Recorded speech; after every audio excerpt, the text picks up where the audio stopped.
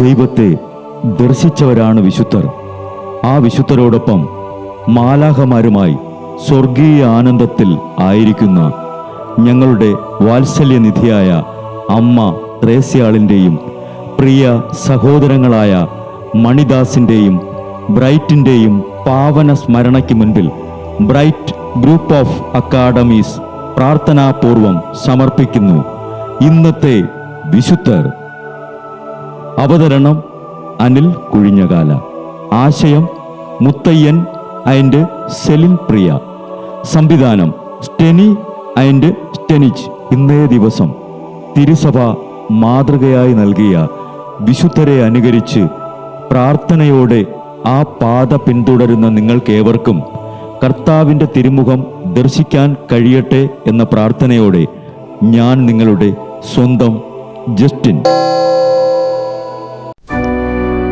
ഇന്ന് മാർച്ച് 5 വിശുദ്ധ അഡ്രിയാന്റെ തിരുനാൾ. ഡയോക്ലീഷ്യൻ ചക്രവർത്തിയുടെ മതമർദ്ദന നാളുകളിൽ പാലസ്തീനയിലെ ഗവർണർ രക്തക്കൊതിയനായ ഫിർമിലിയനായിരുന്നു.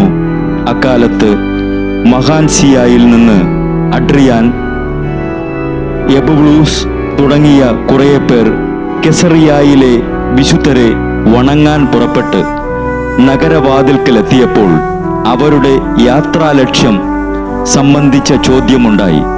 അവർ ഒന്നും മറച്ചുവയ്ക്കാതെ സത്യം പറഞ്ഞതും പ്രസിഡന്റിന്റെ അടുക്കലേക്ക് കൂട്ടിക്കൊണ്ടുപോയി.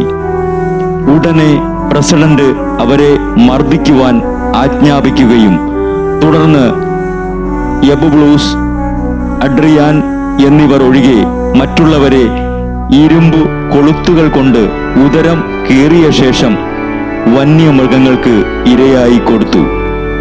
കേസറിയായിൽ പിറ്റേന്നു നടന്ന ഉത്സവത്തിനിടയ്ക്ക് അഡ്രിയാനെ ഒരു സിംഹത്തിനിരയായി ഇട്ടുകൊടുത്തു. സിംഹം അല്പം കടിച്ചു കീറിയതല്ലാതെ കൊന്നില്ല. അഡ്രിയാൻ ചത്തില്ല എന്നു കണ്ടതും അഡ്രിയാനെ വാളുകൊണ്ട് വധിച്ചു. എബുബ്ലൂസിനോട് ഗവർണർ ആജ്ഞാപിച്ചു, വിഗ്രഹങ്ങളെ ആരാധിക്കുകയാണെങ്കിൽ സ്വതന്ത്രനാക്കാമെന്ന് പറഞ്ഞു. അത് അനുസരിക്കാതെ വന്നപ്പോൾ എബുബ്ലൂസിനെയും വധിച്ചു. അങ്ങനെ രണ്ടുപേരും വിശ്വാസത്തെ പ്രതി മഹത്വത്തിന്റെ മകുടം ചൂടി.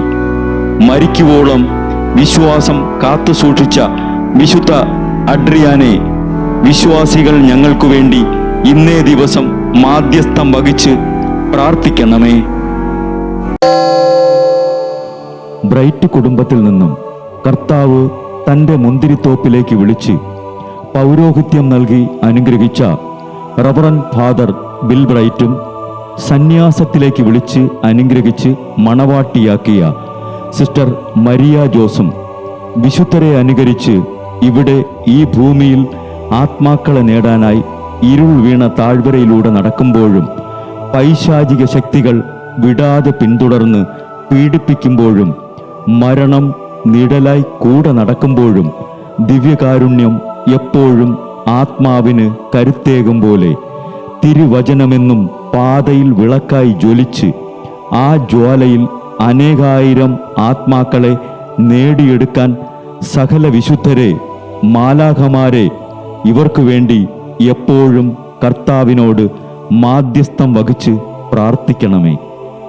അനുദിന വിശുദ്ധർ നടന്ന വഴിയെ നടക്കുന്ന ഇവർക്ക് പിന്നാലെ കൽപ്പനകൾ പാലിച്ച് കരുത്തോടെ നടക്കുന്ന ഞങ്ങളും ഞങ്ങളുടെ പ്രിയപ്പെട്ടവർക്ക് അരികിലെത്തി നിത്യസൗഭാഗ്യം പങ്കിടാൻ അനുഗ്രഹമരുളണമെന്ന് കർത്താവേ അങ്ങയോട് ഞങ്ങൾ പ്രാർത്ഥിക്കുന്നു.